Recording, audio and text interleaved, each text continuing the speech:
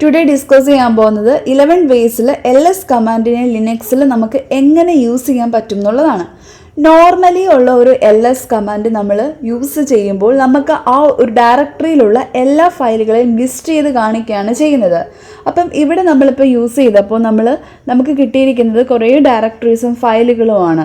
അതുപോലെ തന്നെ ഇനി -l എന്ന് പറയുന്ന ഒരു ഫ്ലാഗ് യൂസ് ചെയ്ത് കഴിഞ്ഞാൽ നമുക്ക് കിട്ടുന്നതെന്ന് പറഞ്ഞാൽ ഇതിനകത്ത് -l എന്ന് പറയുന്ന ഓപ്ഷൻ നമ്മൾ യൂസ് ചെയ്യുമ്പോൾ ലോങ് ലിസ്റ്റ് ഫോർമാറ്റിലായിരിക്കും നമുക്ക് കിട്ടുന്നത്.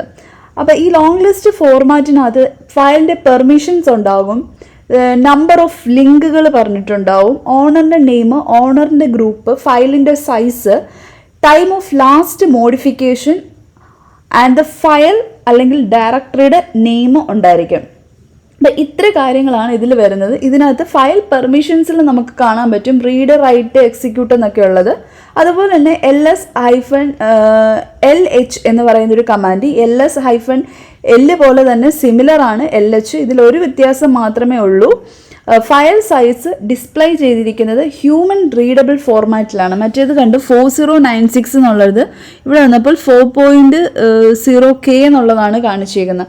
അപ്പോൾ ഹ്യൂമൻ റീഡബിൾ ഫോർമാറ്റിൽ ഫയൽ സൈസിന് ഡിസ്പ്ലേ ചെയ്തിരിക്കുക എന്നുള്ള ഒരു വ്യത്യാസമാണ് ഇവിടെയുള്ളത്. ഇനി -r എന്ന് പറയുന്ന ഒരു കമാൻഡിനെ പറ്റി നമുക്ക് നോക്കാം. അപ്പോൾ ഇതിനകത്ത് -r എന്ന് പറയുന്ന ഓപ്ഷൻ എന്ന് പറയുന്നത് എല്ലാ നോൺ ഹിഡൻ ഫയൽസിനെയും ഡയറക്ടറീസിനെയും ഈ കമാൻഡ് റിവേഴ്സ് ഓർഡറിൽ ലിസ്റ്റ് ചെയ്യിക്കും. അപ്പോൾ റിവേഴ്സ് ഓർഡറിൽ കിട്ടിയിരിക്കുന്ന ഇപ്പം നമുക്ക് കാണാം. താഴേന്ന് നോക്ക്, ആദ്യം വൾ സ്കാന്, പിന്നെ അത് കഴിഞ്ഞിട്ട് വീഡിയോസ്, പിന്നെ ടെംപ്ലേറ്റ്സ്, പിന്നെ പബ്ലിക്. അപ്പോൾ അതുപോലെ റിവേഴ്സ് താഴേന്ന് മേലോട്ട് ആ ഒരു ഓർഡറിലായിരിക്കും, നമുക്ക് റിവേഴ്സ് ഓർഡറിലായിരിക്കും കിട്ടുന്നത്. അടുത്ത കമാൻഡാണ് -a എന്ന് പറയുന്നത്. ഇതിനകത്ത് -a എന്ന് പറയുന്ന ഓപ്ഷൻ ഡിസ്പ്ലേ ചെയ്യുന്നത് എല്ലാ ഹിഡൻ ഫയലുകളെയും നമുക്ക് കാണാൻ പറ്റും. അതായത് ഡോട്ട് അല്ലെങ്കിൽ ഡോട്ട് വെച്ച് സ്റ്റാർട്ട് ചെയ്തിട്ടുള്ള എല്ലാ ഹിഡൻ ഫയൽസിനെയും നമുക്ക് -a യൂസ് ചെയ്യുമ്പോൾ നമുക്ക് കാണാൻ പറ്റും. ഇനി -ltr എന്ന് പറയുന്ന കമാൻഡാണ്.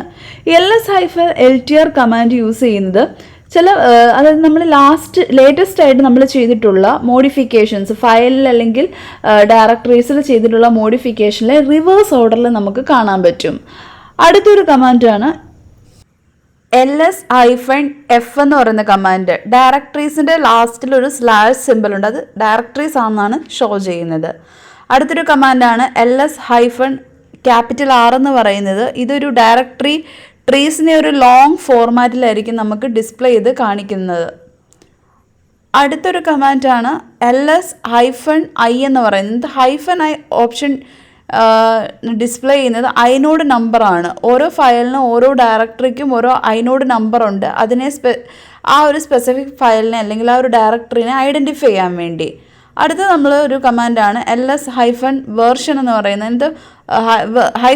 -version എന്ന് പറയുന്ന ഓപ്ഷനകത്ത് വരുന്നത് അതിൻ്റെ നമ്മൾ യൂസ് ചെയ്യുന്നതിൻ്റെ വേർഷനാണ്. അടുത്തത് -ls. അപ്പോൾ അത് മാനുവലി ls-ലുള്ള എല്ലാ ഓപ്ഷൻസും എല്ലാം നമുക്കിത് ഇതിൽ മാൻ ചെയ്ത് നോക്കുമ്പോൾ നമുക്ക് കാണാനായിട്ട് പറ്റും. അപ്പം ഇതിന് ശേഷം നമുക്ക് ഏതാണോ ഓപ്ഷൻ വേണ്ടതെന്ന് ചോദിച്ചു കഴിഞ്ഞാൽ ls-ൻ്റെ കൂടെ യൂസ് ചെയ്യാൻ പറ്റുന്ന ഓപ്ഷൻ നമ്മുടെ കൺവീനിയൻ്റ് അനുസരിച്ച് നമ്മൾ സെലക്ട് ചെയ്യുക, യൂസ് ചെയ്യുക. അപ്പം ഇന്നത്തെ ടോപ്പിക് ഇത്രയേ ഉള്ളൂ. ls കമാൻഡിനെ പറ്റിയാണ് ഇന്ന് ഡിസ്കസ് ചെയ്തത്. നെക്സ്റ്റ് ടോപ്പിക്ക് നമുക്ക് അടുത്ത വീഡിയോയിൽ ഡിസ്കസ് ചെയ്യാം. Thank you.